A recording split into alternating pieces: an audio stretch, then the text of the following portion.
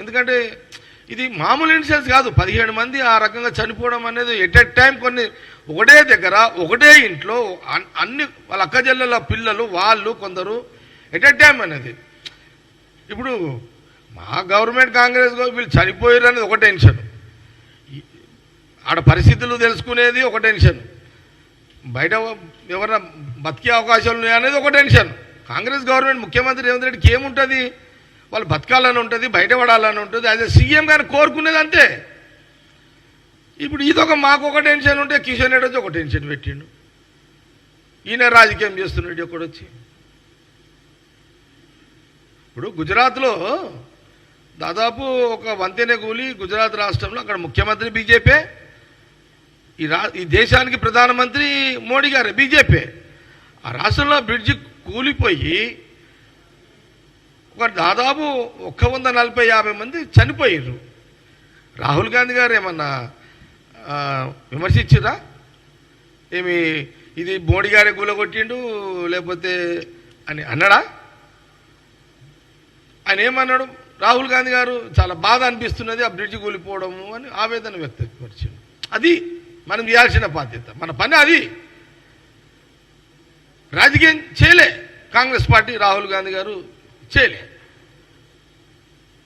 రాజకీయం చేయాలంటే చేయొచ్చు కదా, ఏం చేస్తారా? బ్రిడ్జి కూలిపోయిందాకా చూసిరా? బ్రిడ్జి మీరే గవర్నమెంట్దే కదా బ్రిడ్జి, మరి ఏం చేసిర్రు మీరు? అంతకుముందు అది కరెక్ట్ ఉందా లేదా? కూలిపోయేదాకా ఎందుకు చూసిర్రు? రెగ్యులర్ చెకప్ ఉందా లేదా? బ్రిడ్జి రోజు నిరంతరం ప్రజలు నడిచే బ్రిడ్జి కదా అని ఎప్పుడన్నా రాహుల్ గాంధీ గారు విమర్శించారా? లేదు. ఈ జ్ఞానం కూడా ఎందుకు లేదు బీజేపీ? కిషన్ రెడ్డి గారు మీరు ఎందుకు ఇది ఒకటి ఇదంతా ఎందుకండి?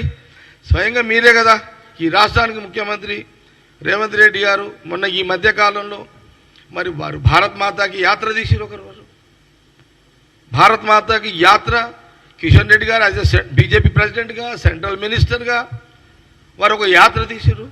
శోభయాత్ర జరిగింది, మంచి కార్యక్రమం, బ్రహ్మాండంగా జరిగింది. అందరం టీవీలో చూస్తున్నాము. అదే విమర్శించే కార్యక్రమం కాదు, మన భారత్ మాత కార్యక్రమాన్ని చేస్తున్నారు మీరు. సరే, నువ్వేదో పటాకులు కాల్చినావు, సంతోషంలో నువ్వు కాల్పించినావు పటాకులు. ఆ పటాకులు పోయి ఎక్కడో అంటుకున్నాయి, అంటుకొని ఒకరిద్దరు చనిపోయారు. ఒకరేమో అందులో ఆడ హడావిడిలో పోయి అదేంది పక్కకు ట్యాంక్ బండ్లో పడిపోయి అతను చనిపోయిండు. అప్పుడు ఏమన్నా ముఖ్యమంత్రి రేవంత్ రెడ్డి గారు ఏమన్నా అన్నారా మిమ్మల్ని?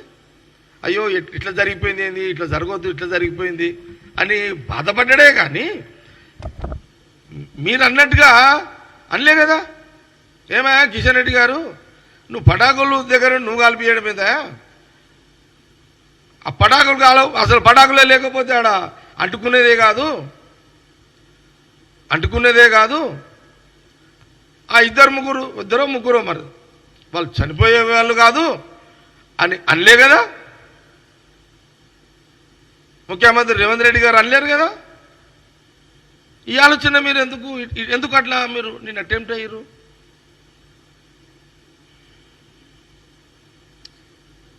జస్ట్ కొంత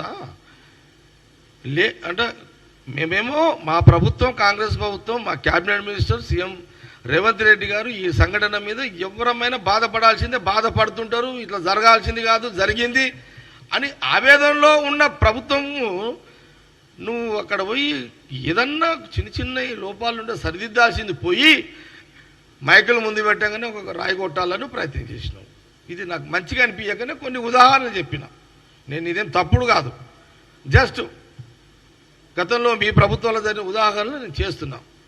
వదికు మాకు 17 మంది చనిపోవడం బాధ ఉంది, వాళ్ళు చనిపోయారు.